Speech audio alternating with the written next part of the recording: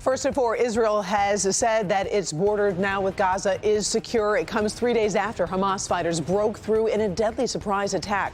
We are going to show you the latest on the United States response to the fighting. And a change coming to Michigan's roads that could save commuters some money. We're going to tell you where the first carpool lanes are going to be in our state. Hey there, Paula.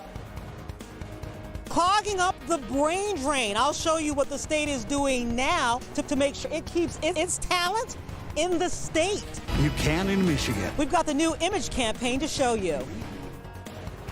I'm forward meteorologist Kim Adams. A very chilly afternoon here in Metro Detroit. In fact, not even reaching 50 degrees right now in Pontiac and in Howell. We'll talk about cool and rainy weather for the rest of the week in a few minutes.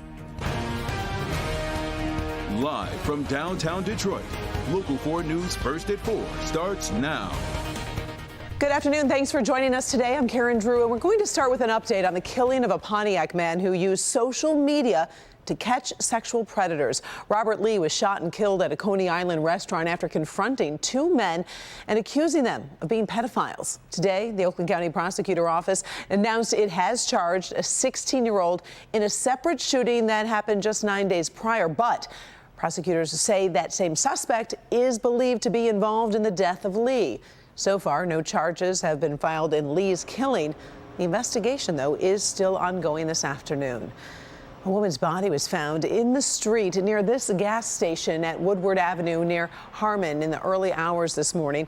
We're still trying to find out how the woman died, but investigators tell us she was either shot or stabbed, maybe both. No information on a suspect has been released. Workers at 3 Metro Detroit nursing homes started to strike today. They're calling for competitive wages, also improved benefits. Close to 250 workers of the Four Seasons in Westland, Greenfield and Royal Oak, and Fontainebleau in Livonia are participating. Workers say they haven't had a raise in over a year, and their wages are not keeping up with the cost of living. All 3 facilities are managed by Optilis Health and Rehabilitation. We'll keep you updated on the strike and how it progresses. Carpool lanes, or HOV lanes, are officially coming to Michigan. A new bill signed by Governor Whitmer allows MDOT to designate HOV lanes on newly constructed highway lanes built using federal funding. The lanes would apply to 2 or more people riding in a vehicle. There is already plans to add HOV lanes to stretches of I-75 in Oakland County between 12 Mile Road and South Boulevard, also 8 Mile to 12 Mile roads. Time to talk a little bit about our weather. Let's take a check-in with Kim Adams to see what we can expect this evening. Hey, Kim. We do have temperatures right now that are in the upper 40s in Pontiac, Howell, 50 in Mount Clemens, 53 City Airport, low 50s right now at Metro Airport. Widen the view, and there's a lot of cool air out there to be had. 48 in Marquette, 51 in Alpena, low 50s in Detroit. A little bit warmer down to our south and west, but that warm front not quite making it here to Metro Detroit. Will be a little bit warmer tomorrow, but not by a whole lot. And we've had a little bit of rain out there as well, mainly north of M59, but there are a couple sprinkles and showers, light showers here, and then more out to the west. So this evening, we do expect a chance for showers. Tomorrow will dry out temporarily as our high makes it to 60, but more rain, in fact, some heavy rain ahead for the weekend. We'll talk about that in a few minutes.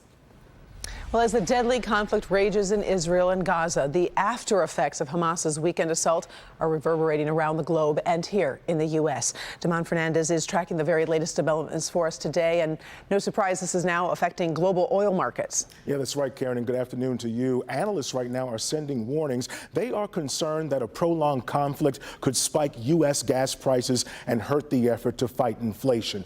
But right now, the United States is limited on how it can respond to the fighting. That's because there is still no Speaker of the House after Representative Kevin McCarthy was ousted last week. Until a new Speaker is elected, the House can't pass legislation to address the war. Today, President Biden spoke for the second time since the attack and said despite the dysfunction in Congress, support will be given to Israel. This is terrorism. But sadly, for the Jewish people, it's not new. This attack has brought to the surface painful memories and the scars left by a millennia of anti-Semitism and genocide of the Jewish people. So in this moment, we must be crystal clear. We stand with Israel.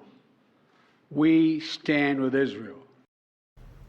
All right, so the latest now, Karen, is that so far at least 14 Americans have been killed. Several others are being held hostage. The total death is nearing 2,000, with thousands more wounded, Karen. Well, this is an interesting scenario because you got the House basically paralyzed, so they're not able to take action. So the question is, when are we going to see progress, obviously, with the House and then rolling out that support? Yeah, so we're in wait-and-see mode right now, but here's what is happening. Tonight, Republican House members are expected to debate who is best fit for Speaker. Then Wednesday morning, GOP House members will hold a secret ballot election to nail down the nominee. An official floor vote could take place within hours after that if the selected nominee opts to do so. All right, we're following it closely, as always. All right, thanks, Damon. Thanks. Coming up right after tonight, our local news, we will have Lester Holt at 6:30 bringing you NBC Nightly News live from Israel. Tonight, Lester hears from 4 American families with missing loved ones. He also is visiting a hospital where people are rushing to donate blood. That's tonight at 6:30. Unifor and General Motors have reached a tentative agreement. The 4,300 members of the union Unifor walked off the job today, but just a few hours ago, the union and the company did reach an agreement that includes increases in pension, also wages. The strike is now on hold to allow the membership to vote. We'll bring you an update on this agreement and how it also could impact the ongoing UAW talks when you join us tonight on Local 4 News at 5. New at 4.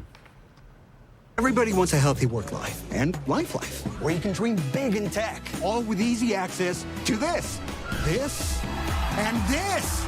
This is where big careers shape the future. Want to start living your best life? You can in Michigan. You can in Michigan. That was just a piece of a nearly $60 million effort to attract people to live and work in Michigan.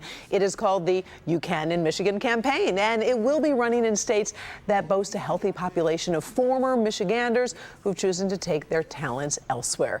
Governor Gretchen Whitmer and members of the Michigan Economic Development Corporation officially rolled out that campaign today. Paula Tutman live at Oakland University, where local talent is really a coveted commodity. It will be interesting to see how this works.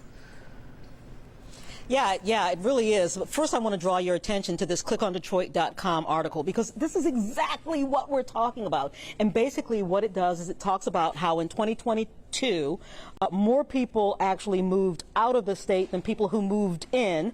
And that was calculated by the people who were doing the moving. So we're talking about 57% of the traffic leaving our borders. And while those numbers were mostly driven by retiring baby boomers and Gen Xers, it's that migrating workforce that makes these kinds of stats something to really pay attention to. Any and every college campus has a treasure trove of valuable commodities, talent, workforce talent to be specific. The governor's office tells me the state has lost 43,000 people since 2020. Now, at Oakland University, the University Career Services Department does an annual survey that boasts 99% of their grads stick around to work in Michigan. But in the engineering department, here you'll meet 2 students. Shruti Rakshit, born, bred, and educated in the state of Michigan, Troy to be specific, who can't be crowbarred out of her home state. I'm hoping to learn more about the automotive industry, and Detroit being the heart of automotive, there's a lot of really great opportunities around here. And Sam Walker, born, bred, and educated in the state of Michigan, Ferndale to be specific, who doesn't even need a crowbar to leave. Long term, I want to definitely move out of state because I've been here my whole life, and I want to explore new things and like new places, and the West Coast is very appealing to me. Here's the rub. Anything could change based on opportunities. The catch-22 is, while Michigan is a state that makes things, it takes people. And if you don't have the pool of people, you can't sustain or attract industry or businesses. So the question, how do you make sure the Shrutis and Sams and the estimated 14,000 people who leave Michigan annually want to stay, can stay, or if they move away, see an opportunity to return? The governor's office and the Michigan Economic Development Corporation is betting on a $60 million effort that includes a $20 million image campaign aimed at showcasing why Michigan is a place to stay and work. Everybody wants a healthy work life and life, where you can dream big in tech, all with easy access to this, and this. But our growth depends on growing and attracting new talent to the state. The hope is by showcasing how Michigan is not only putting the world on wheels, but keeping those wheels moving in other industries, the jobs, the lifestyle, and the opportunities are as close as your backyard, when that backyard is in Michigan. Okay, so there's some other pieces to this campaign, including a workplace portal so you can find opportunities and activities as well. But Karen, I know a lot of people are going to be wondering what's going to happen to that beautiful, scrumptious, pure Michigan campaign. This is something different from that. This is a companion to that, so that's not necessarily going to go away. That makes sense because there's two different messages, obviously, but a very important message to get out there. All right, pretty cool stuff. Thanks, Paula. Yep.